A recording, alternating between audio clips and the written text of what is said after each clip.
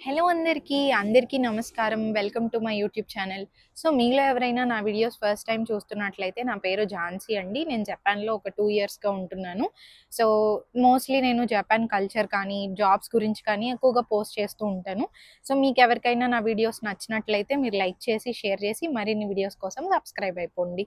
So, నేను ఈరోజు మెగురో sky garden అని చెప్పేసి ఒక ప్లేస్‌కొచ్చాననమాట.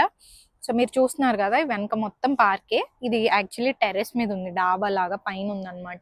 కింద ఒక నార్మల్ బిల్డింగ్, కింద కూడా ప్లే గ్రౌండ్ ఉంది. సో ఇప్పుడు జపాన్ లో టైం అయితే దగ్గరగా 5:30 అవుతుంది.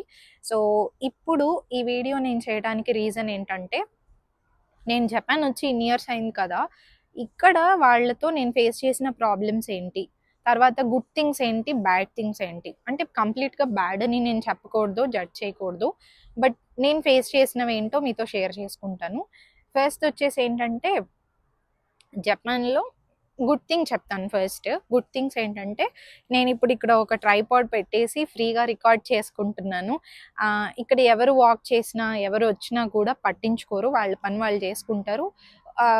వింతగా చూడడం అట్లాంటివి అయితే చేయరనమాట. కొంచెం ఫ్రీగా ఉండగలం మనం ఇక్కడైతే. అదిగో చూసారా, వెళ్ళిపోతారు, చూస్తారు వెళ్ళిపోతారు అనమాట, ఏం పట్టించుకోరు. కొంచెం ఫ్రీగా ఉండగలను నేను కూడా. అప్పుడప్పుడు కొంచెం భయం వేస్తుంది నాకు పబ్లిక్ ప్లేసెస్లో రికార్డ్ చేయాలంటే. అందుకే ఒక మూల పెట్టేసుకొని రికార్డ్ చేసుకుంటాను అనమాట. బట్ మోస్ట్లీ ప్రాబ్లం అయితే ఏమీ ఉండదు, ఫ్రీగా చేసుకోవచ్చు. ఎవరు మనల్ని ఇబ్బంది పెట్టరు. వాళ్ళ పని వాళ్ళు చేసుకుంటారు, మన పని మనం చేసుకోవడమే అనమాట. అంటే మనం ఇండియాలో ఉండలేమా అంటే ఉండొచ్చు, కానీ అక్కడ కొంచెం లుక్స్ కొంచెం డిఫరెంట్గా ఉంటాయి. ఇక్కడ అసలు పట్టించుకోరు, మనం ఏం చేసినా, జిమ్నాస్టిక్స్ చేసినా లేకపోతే డాన్స్ చేసినా ఏం చేసినా పట్టించుకోరు మోస్ట్లీ. సో ఈ పరిస్థితి అయితే నాకు ఇష్టం. అంటే కొంచెం మన ప్రైవసీని రెస్పెక్ట్ చేస్తున్నారు అనేది నాకు నచ్చుతుంది, అది ఒక పాయింట్. నెక్స్ట్ వచ్చేసి చాలా పొలైట్ అండ్ సైలెంట్గా ఉంటారు జాపనీస్ పీపుల్. మోస్ట్లీ ఎక్కడ నాయిసీగా డిస్టర్బెన్స్గా క్రియేట్ చేయరు. పబ్లిక్ ప్లేసెస్లో అయితే ప్రశాంతంగా ఉంటారు, ఎక్కువగా మాట్లాడరు, గట్టిగా మాట్లాడటానికి, అరవటానికి, డిస్కస్ చేసుకోవడానికి వాళ్ళకి సపరేట్ ప్లేసెస్ ఉంటాయి. ఆ ప్లేసెస్కి వెళ్ళి వాళ్ళు అక్కడ ఉంటారనమాట, దానికి సపరేట్గా ఉంటుంది. But mostly Japanese people are very silent. Next వచ్చేసి జపాన్ చాలా క్లీన్గా నీట్గా ఉంటుంది, ఎక్కడైనా డస్ట్ ఉండదు. నేను ఆల్రెడీ అంతకుముందు వీడియోస్లో చెప్పాను దీని గురించి. ఇక తర్వాత విషయానికి వచ్చేసరికి ప్రజలు ఎలా ఉంటారు, ఇక్కడ మనుషులు ఎలా ఉంటారు అంటే చాలా కైండ్గా ఉంటారు, పొలైట్గా ఉంటారు. వీళ్ళకి కొన్ని బేసిక్ ఫ్రేజెస్ ఉంటాయి. లైక్ ఫారినర్ అయినా, జాపనీస్ అయినా, ఏ దేశం వాళ్ళైనా సరే చాలా రెస్పెక్ట్ ఇస్తారు, చాలా పద్ధతిగా మాట్లాడతారు, కైండ్ ఎక్కువగా ఉంటారు అనమాట. కైండ్ అని ఎట్లా చెప్తానంటే, 2 థింగ్స్ ఉన్నాయి. ఒకసారి నేను ఇక్కడే ఉన్నప్పుడు ఎక్కడో దారి మర్చిపోయి వెళ్ళిపోతున్నాను. నాకు తెలియట్లేదు, మ్యాప్స్ చూస్తున్నా కొంచెం అర్థం కావట్లేదు అనమాట. టెన్షన్గా ఉంది. అడగాల వద్దా అని చెప్పేసి ఒక జాపనీస్ లేడీ దగ్గరికి వెళ్ళి అడిగాను ఎలా వెళ్ళాలి అని చెప్పి. జాపనీస్లో అడిగాను అనమాట. అడిగితే ఆవిడ చూపించింది, ఫస్ట్ డైరెక్షన్స్ చెప్పింది. జపాన్లో ఏంటంటే మనకి లాంగ్వేజ్ వచ్చినా రాకపోయినా వాళ్ళకి వాళ్ళు చెప్పేది మనకు అర్థమవుతుందో లేదో అనే ఒక ఇదిలో వాళ్ళు గెస్చర్స్ చూపిస్తారంటే సైగలు చేస్తారనమాట. చాలా క్లియర్గా సైగలు చేసి ఎక్స్ప్లెయిన్ చేస్తారు, ఇలా వెళ్ళాలి అలా వెళ్ళాలని. అప్పటికీ అర్థం కాకపోతే మనతో పాటు వచ్చేస్తారనమాట. సో ఆవిడ నాతో పాటు వచ్చి నేను ఎక్కడికైతే వెళ్ళాలో అక్కడ దాకా దింపి వెళ్ళింది. వాస్తవానికి తనకి చాలా పనులు ఉంటాయి, తన పని తను చేసుకోవచ్చు, కానీ నాతో వచ్చి తీసుకెళ్ళాలి, అక్కడ దింపాలి అనే ఆలోచన రావడం అనేది నిజంగా చాలా అభినందనీయం. నాకు బాగా నచ్చింది అది. అంటే నేను చాలా టెన్షన్గా ఉన్నా, వెళ్ళగలను లేను అనే ఒక భయం నా ఫేస్లో కనపడుతుంది అనమాట. అది ఆవిడ నోటీస్ చేసి నేను వెళ్ళాల్సిన ప్లేస్ వరకు దిగబెట్టి వెళ్ళారనమాట. ఇది ఒక థింగ్. నెక్స్ట్ వచ్చేసి నేను నా ఫ్రెండ్స్ ఆఫీస్కి వెళ్తున్నప్పుడు స్టేషన్లో నా ఫ్రెండ్కి కళ్ళు తిరిగి కూర్చుంది. స్టేషన్లో అలా కూర్చొని ఉంది. మాకేమో ఏం చేయాలో అర్థం కావట్లేదు, కొంచెం కళ్ళు తిరిగినాయి అంతే. కళ్ళు తిరిగితే కూర్చున్నాం, కాసేపు కూర్చొని వెళ్దామని చెప్పేసి అక్కడ కూర్చొని ఉన్నాము. ఇంకా బయలుదేరాలి, ఆఫీస్కి వెళ్ళాలి, కానీ అమ్మాయి కొంచెం వీక్గా ఉండి పడిపోయింది అనమాట. ఇంకా మేము ఏం చేయాలో తెలియక అలా ఉండిపోతే ఇంకా అందరం కింద కూర్చున్నాం అనమాట. మోకాళ్ళు వేస్తే ఎలా కూర్చుంటాం అలా స్టేషన్లోనే కూర్చుని పోయాం అనమాట. కూర్చుని పోతే ఒక ఆవిడ వచ్చి ఆవిడ కూడా రావాలా వద్దా, అడగాల వద్దా అనే ఇదిలోనే స్లోగా వచ్చిందనమాట. వచ్చి మాట్లాడింది. ఏమైంది, ఏంటి, do you need any help అని అడిగింది అనమాట. స్లోగా ఇంగ్లీష్లో చాలా స్లోగా do you need any help అని అడిగింది. అడిగితే వెంటనే మేము ఇంకా లేదు తను ఇలా పడిపోయింది అని అంటే, హాస్పిటల్ తీసుకెళ్ళండి, అడ్రస్ ఇది, దగ్గరలోనే ఒక హాస్పిటల్ ఉంది అని కొంచెం హెల్ప్ చేసి సపోర్ట్ చేసి మాట్లాడి వెళ్ళిందనమాట. అంటే అందరూ అలా ఉండరు అని అనిపించింది నాకు. అంటే మోస్ట్లీ జపాన్లో జనాలు మాట్లాడరు, ఎవరితో ఏమీ డిస్కస్ చేయరు. ఇప్పుడు నేను మీతో వీడియో చేసి ఇంతగా షేర్ చేసుకుంటూ ఇంతగా మాట్లాడడానికి రీజన్ ఏంటంటే, ఇక్కడ నాకు జపనీస్ వాళ్ళు ఎవరు అంతగా తెలీదు, మాట్లాడినా క్లోజ్గా ఉండరు. ఆ ఇదిలో నేను ఎవరితో మాట్లాడను పెద్దగా. మోస్ట్లీ నాకు బాగా లోన్లీగా అనిపించిన వెంటనే వీడియో ఆన్ చేసుకొని రికార్డ్ చేసుకుంటా అనమాట. బట్ కొంతమందిని అలా చూస్తున్నప్పుడు నాకు చాలా హ్యాపీ అనిపిస్తుంది.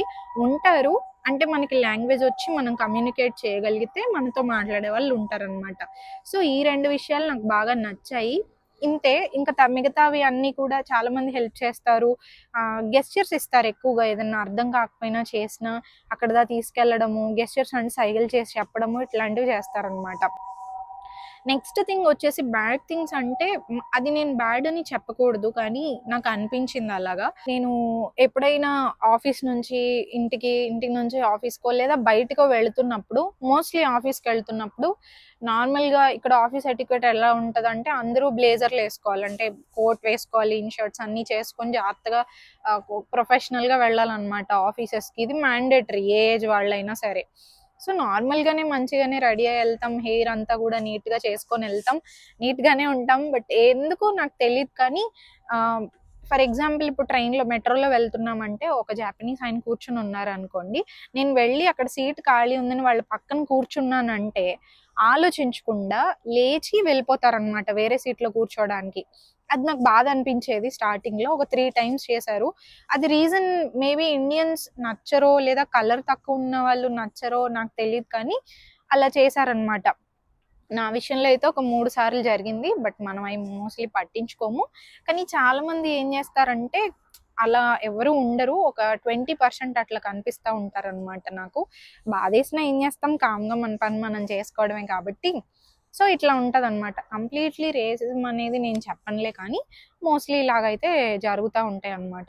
ఇక రెండో విషయానికి వస్తే, కవాసాకి పక్కన కమతా అనే ఏరియాలో నేను నా ఫ్రెండ్స్ కలిసి బయటకు వెళ్ళాం అనమాట. మేము పార్క్లో కూర్చొని మాట్లాడుకుంటూ ఉన్నాము. మొత్తం 3 ఆడపిల్లలు 2 అబ్బాయిలు అనమాట. నాతో కలిపి 3 ఆడపిల్లలు ఉన్నారు. సరే మమ్మల్ని చూసి ఒక 40 ఏళ్ళు ఉంటాయి అనుకుంటా ఆయనకి, వచ్చారు. అలా కనిపించట్లేదు, కొంచెం యంగానే కనిపించారు. వచ్చారు మా దగ్గరకు వచ్చి మాట్లాడడం మొదలుపెట్టారు. తాగున్నారనమాట, కొంచెం అర్థమైపోయింది. కానీ వచ్చారు, రెస్పెక్ట్ఫుల్గా స్టార్ట్ చేశారు కాన్వర్జేషన్. మేము మాట్లాడుతున్నాము. అడిగారు, మీరు ఎక్కడ జాబ్ చేస్తారు, ఎక్కడ ఉంటారు, ఇండియాలో ఏమేం ప్లేసెస్ బాగుంటాయి, ఎప్పుడు విజిట్ చేయొచ్చు, ఇట్లా బేసిక్ డీటెయిల్స్ అన్నీ కూడా అడుగుతున్నారనమాట. మేమేం అడగకుండా ఆయన అడిగిన దానికి ప్రాపర్గా ఆన్సర్ చేస్తూ ఉన్నాం అనమాట. ఉంటే సడన్గా మా 3 ఆడపిల్లల్లో 2 అమ్మాయిలు ఏం చేశారంటే, ఒకళ్ళ కాలు మీద ఒళ్ళో పడుకుందనమాట ఇంకొక అమ్మాయి. అది నోటీస్ చేశాడు. నోటీస్ చేసి స్లోగా, మేము మాట్లాడుతూనే ఉన్నాము, స్లోగా ఆయన ఏం చేశాడంటే ఆ అమ్మాయి వైపు వెళ్ళాడనమాట. ఎవరి ఒళ్ళో అయితే ఇంకొక అమ్మాయి పడుకుందో ఆ అమ్మాయి వైపుగా వెళ్ళి సడన్గా ఒళ్ళో పడుకున్నాడు. పడుకోగానే మేము గట్టిగా అరిచేసాం, ఏ అని చెప్పేసి అరిస్తే, ఎందుకు అరుస్తున్నారు, ఇది మీ ఇండియాలో కల్చర్ కాదా అన్నాడు. No, this is not the culture of India అని చెప్పేసి అన్నాం. మేము అరవలేము, తిట్టలేము, అంతగా రియాక్ట్ అవ్వాలి అని కూడా అనిపించలేదు. వద్దులే వచ్చేద్దాం అని చెప్పేసి ఇంకా ఆ ప్లేస్ నుంచి మేము వచ్చేసాం అనమాట. సో ఇది ఒక సిచ్యువేషన్ జరిగిందనమాట. కొంచెం ఉంటాయి అలాగా, ఎందుకంటే తను తాగున్నాడు. నార్మల్ అంటే తాగని వాళ్ళైతే మోస్ట్లీ ఎవరు మనల్ని డిస్టర్బ్ చేయరు అనమాట. కొంతమంది అలా ఉంటారు. సో అది. ఇంకా నెక్స్ట్ వచ్చేసి పెద్దవాళ్ళు, ముసలి వాళ్ళు కానీ, కొంచెం తాగిన వాళ్ళు కానీ, ఇట్లాంటి వాళ్ళు ఏం చేస్తారంటే మోస్ట్లీ ఎట్లా ఉంటారంటే, కొంచెం మీరు మా కంట్రీకి ఎందుకు వచ్చారు ఆ ఇదిలో మాట్లాడతారు. మనం నడుచుకుంటూ వెళ్ళేటప్పుడు సడన్గా అరుస్తారు. కొంతమంది, అందరూ కాదు, కొంతమంది ఎక్కడో రేర్గా కనిపిస్తూ ఉంటారు. బట్ అవేం పట్టించుకోకుండా మేము మా పని మేము చేసుకుంటాం అనమాట.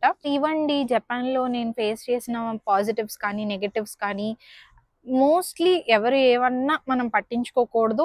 ఎవరైనా అడ్వాంటేజ్ తీసుకోవాలని ట్రై చేసినా ఇగ్నోర్ చేసేయడమే. నైట్ టైమ్స్ సేఫా కాదా జపాన్ అనేది కూడా నేను చెప్తాను. మోస్ట్లీ నైట్ టైం నేను మరీ నాకు లోన్లీగా అనిపించినప్పుడు, ఇల్లు గుర్తొచ్చేసినప్పుడు, కొంచెం బెంగగా అనిపించినప్పుడు బయటకు వచ్చేస్తాను. పార్క్కి వచ్చి అలా తిరుగుతూ ఉంటాను. ఏం ప్రాబ్లం ఉండదు. పోలీసులు తిరుగుతూనే ఉంటారు. ప్రాబ్లం అయితే ఏమీ రాదు. అందరూ మోస్ట్లీ నైట్ 2 గంటలకి 3 గంటలకి కూడా వాళ్ళు వస్తారనమాట. వర్క్ నుంచి వస్తారు, లేదా పార్టీస్కి వెళ్ళి వస్తారు. అబ్బాయిలు జాగ్ చేస్తూ ఉంటారు, అమ్మాయిలైనా అబ్బాయిలైనా తిరుగుతూనే ఉంటారు. సో భయం అయితే ఏమి ఉండదు. కంప్లీట్లీ సేఫ్ అండి. కాకపోతే ఎప్పుడైనా డ్రింక్ చేసేవాళ్ళు కానీ, పెద్దవాళ్ళు కానీ కొంచెం కనిపించినప్పుడు మనం జాగ్రత్తగా ఉండాలి. ఒకవేళ మాట్లాడుతున్నప్పుడు మాట కలపకుండా మన పని మనం చేసుకుంటూ వెళ్ళిపోతే ప్రాబ్లం అయితే ఏమి ఉండదు అనమాట. చాలా సేఫ్గా ఉంటుంది. ఇబ్బంది అయితే ఏమీ ఉండదు.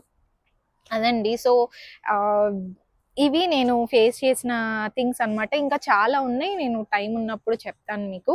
సో మీకు ఈ వీడియో నచ్చినట్లయితే మీ కమెంట్స్ చేయండి. అలాగే మీకు ఎలాంటి వీడియోస్ ఎక్స్పెక్ట్ చేస్తున్నారు అనేది నాకు చెప్తే నేను అకార్డింగ్లీ పోస్ట్ చేస్తాను. జాబ్స్ గురించి నేను నా ఫ్రెండ్స్తో మాట్లాడుతున్నాను. మాస్టర్స్ చేసేవాళ్ళు, తర్వాత SSW వీసా అని ఒకటి చెప్పాను. ఆ వీసాకి సంబంధించి ఎవరైనా ఇక్కడ ఉంటే వాళ్ళతో కొలాబ్ చేయాలని చెప్పేసి మాట్లాడుతున్నాను. ఒకసారి అవైలబిలిటీ కుదిరి దొరికితే కనుక నేను డెఫినెట్లీ పోస్ట్ చేస్తాను. అంటే అటు వాళ్ళ వైపు నుంచి కూడా అవైలబిలిటీ ఉండాలి కదా. సో పోస్ట్ చేస్తాను. ఇంకొకటి, మీకు ట్రావెల్ రిలేటెడ్ డౌట్స్ ఏమైనా ఉన్నా, లేదంటే ఇంకా ఎలాంటి వీడియోస్ చేయాలి, ఇవన్నీ నాకు కమెంట్స్ చేయండి. నేను డెఫినెట్లీ పోస్ట్ చేయడానికి ట్రై చేస్తాను. మీకు ఏమైనా డౌట్స్ ఉంటే ఇన్స్టాగ్రామ్లో నాకు టెక్స్ట్ చేయండి. మీలో ఎవరైనా జపాన్కి వస్తున్నా ఏమన్నా అడగాలనుకున్నా కూడా మీరు ఇన్స్టాగ్రామ్లో నన్ను అడిగితే నేను డెఫినెట్లీ రెస్పాండ్ అవుతాను. హాయ్ హలో అని మాత్రం పెట్టకండి. డౌట్ ఏంటో ఆ డౌట్ని పెడితే నేను డెఫినెట్లీ రెస్పాండ్ అవుతాను. మీకు ఈ వీడియో నచ్చింది అనుకుంటున్నాను. మరిన్ని వీడియోస్ కోసం లైక్ చేయండి, షేర్ చేయండి, అలాగే సబ్స్క్రైబ్ చేసుకోవడం మాత్రం మర్చిపోకండి. Bye bye.